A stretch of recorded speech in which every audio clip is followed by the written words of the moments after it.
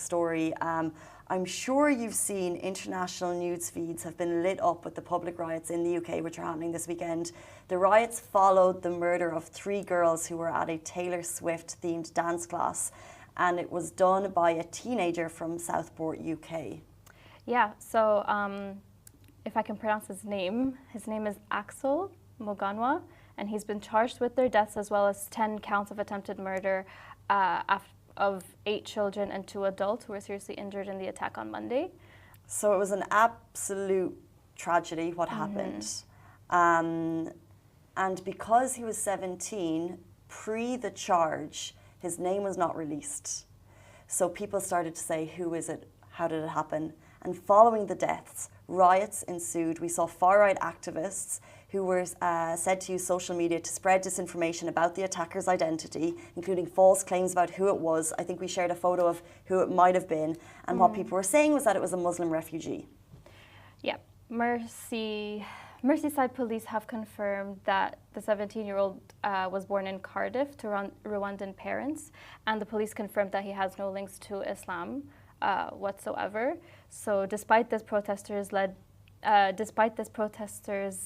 by people, they were expressing anti-immigration, anti-Muslim views. So that's kind of how the riots also ensued. It was people taking, false claims about the attacker, the murderer, the accused, and, switching it, making it into their own, and that's how that happened. Mosques were targeted and police were also targeted in the attacks. Yeah, it's a very sad story, to be honest. And it's very unexpected as well. Interesting, the mosques, like targeting religious institutions on what grounds? And when we say riots versus protests, for example, like a protest is one thing, but they are throwing beer bottles at the police. They are, using violence to make noise. And the news grabbed attention here. It was covered by the New York Times. And Tam Khan, who you may know, a former professional MMA fighter. He's a Dubai-based entrepreneur, and he is not quiet about his opinions on this. He basically went on to X. He said, "WTF is going on in the UK? Waking up, you're basically seeing, racist, drunken, good-for-nothings attacking defenseless people. They're inciting violence and vandalism."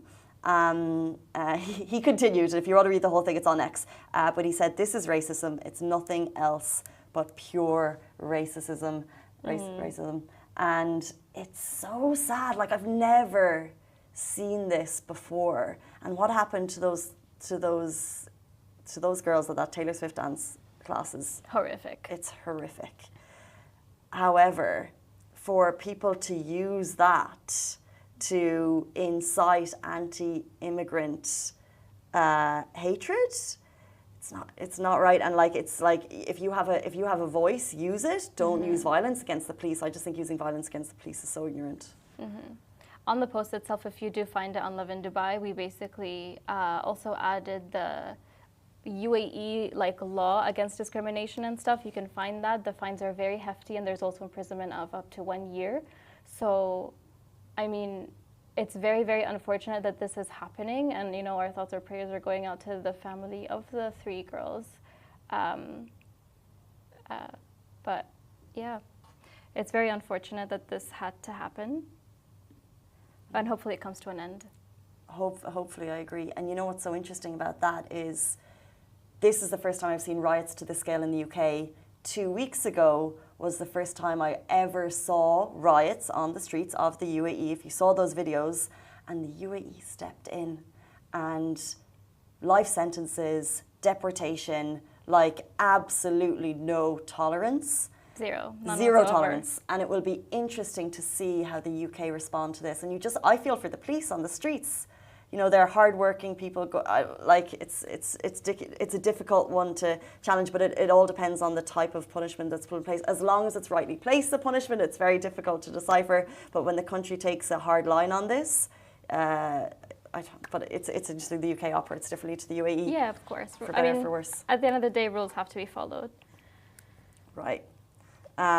Speaking of rules,